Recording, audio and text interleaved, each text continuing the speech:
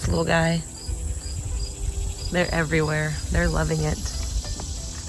They're loving this new and improved plant. My okra flowered a couple of days ago, and I think I will have okra this year. Look at that.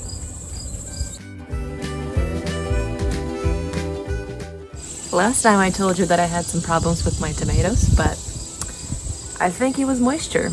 I watered them that night and they perked right up. No wilting, nothing is going on, and I am so happy about it. However, I did another thing that I think helped a ton. I have not done mulching on my garden until this point because I didn't really know what to mulch my garden with. I didn't have any materials, but I was cleaning out my chicken coop the other day and I said, I'm gonna put the chicken waste over here, and my plants responded wonderfully. If you can remember last time, it was just bare ground over there and some coffee ground. Now it's all kinds of chicken waste and a little bit of hay and wood chips. So my plants perked right up. They're loving it. And look at this cosmos, guys. It went right over the net here.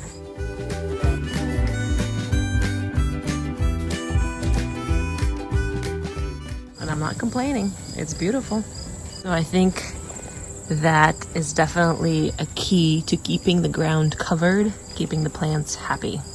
Since I have my chickens out and about here, and most of these nets are open over here for the pollinators to get in and out, I pick my tomatoes when they're about this ripe. When they're just starting to blush, I pick them up and I put them on my kitchen counter and they finish up ripening. And let me tell you, the juiciness is not sacrificed. The deliciousness is still there. And I love these tomatoes. Now this in particular had that right here. See, I thought in the beginning that this was blossom end rot. If you can remember, I shot a video about it. After that, I put some nutrients into this bed, some fertilizing. But I don't think this is blossom end rot. This is just dried up thing. I'm not really sure what it is, but it's not rotting, so, and it tastes great. So I think I'm gonna put this on my kitchen counter, and in about a day or two, this is gonna be delicious. And I also seem to always find one of these yellow tiny tomatoes. I think I might finally have some blossom buds on my eggplant. Let's see. So this is my eggplant here, and look at that. I think I have an eggplant there. Well, a flower of an eggplant. We'll see how it goes. In this bed, I have another okra, and it looks like it's going to just start to flower. Hasn't produced any flowers yet, but I'm excited. Let's pick some cucumbers. I like to pick cucumbers when they're still a little bit on the smaller side. Like this. These are very delicious cucumbers. And I have a ton over here, so I'm not worried about for them to grow a little bigger so I can get more. I'll have enough. I snipped some cucumbers and got a little bit more tomatoes and got 2 eggs, and pretty much this is my everyday haul. This is what I come back inside with every day. Oh, let me show you my basil and my oregano. I haven't showed you that corner in a while. This is my basil. It's doing really good. If I've been clipping it, I've been clipping it right over here. I'd be clipping it. Okay then. Hello. You want some attention? Do you want some attention?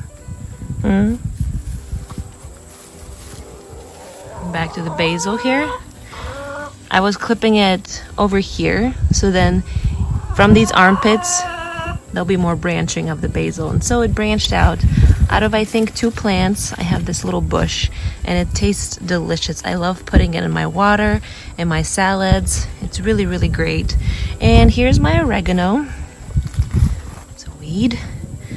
There's my oregano. It's doing well. I haven't been harvesting too much out of it. Again, this is maybe like 2 or 3 plants, and I've been harvesting it right above the split of the leaves, so then out of those armpits there will be more branches.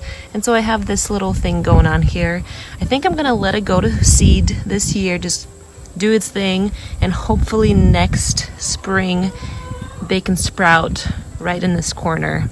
I don't have any more seeds for this, so I really am hoping that this will work. Well, the sunflower opened, the first one at least. Look how pretty. It's gonna be even more pretty when the middle of it opens into a red color. Can't wait.